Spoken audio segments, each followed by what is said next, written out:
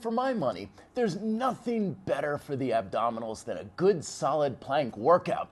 Aside from the soul-crushing experience of watching the clock tick down as you just try and hold for ever longer periods of time, not to mention when your psoas is playing tug of war in your lower back, making it feel like it's just gonna pop right out of your spine, all of it's worth it for the slight little tiny burn that you might feel in your abs afterwards.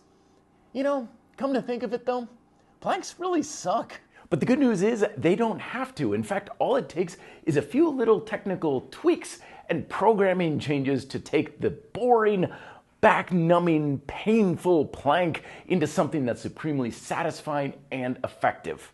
So tip number one is keeping in mind that planks are really not about holding the plank or just trying to hold it for a long period of time. Instead, like most abdominal focused training, it's really all about maintaining a posterior pelvic tilt. So we want to become very proficient at this. I always recommend start off with a warm-up with the classic cat-cow exercise from yoga. But instead of really focusing a lot on that scapular movement and activity, just look at that pelvic tilt instead. Shoulders remain protracted, and you have that posterior tilt, anterior tilt, posterior tilt, anterior tilt. When you have that posterior tilt, you should feel your abs crunch and work pretty hard, just even holding it like this. And then, to get the feel for how that's engaged during the plank, just simply pick your knees up off the floor about an inch.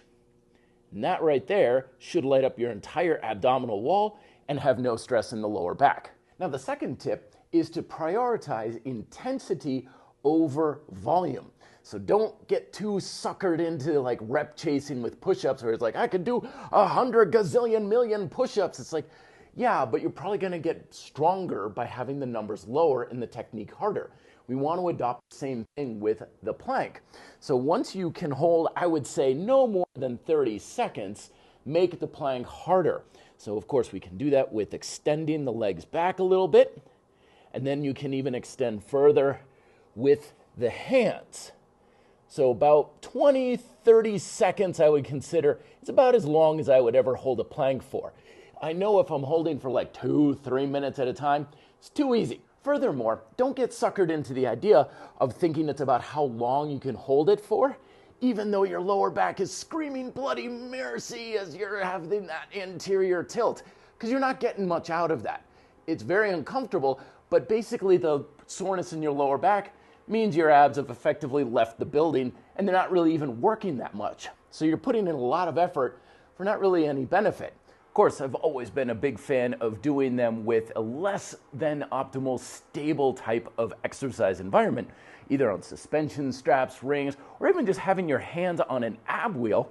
And what that effectively does is it takes away two of the friction points of contact. So now my whole anterior chain is forced to pull in, and I can easily make the exercise more intense by stretching out and holding. You can also make it more difficult by backing up. Even just a few inches makes it a lot more intense to hold for a short period of time to make the abdominals a heck of a lot stronger. So be sure to prioritize that pelvic tilt. Keep your abs and your glutes engaged during your planks, because your abs and your glutes work synergistically to create that pelvic tilt. Also emphasize intensity over mind-numbing endless volume, and also keeping sure that you have a good amount of intensity in the abs by pulling down into your hands during the plank instead of feeling like you're stretching out and pushing yourself apart. And that will make your ab training a lot more intense, a lot more comfortable, and a lot more effective. So effectively, it just doesn't suck. If you want to know more, check out these videos here. Let me know if you have questions down below. And I put a little sample ab routine down below in the description for you, as well as a little bonus. Thank you very much for watching. Be fit and live free.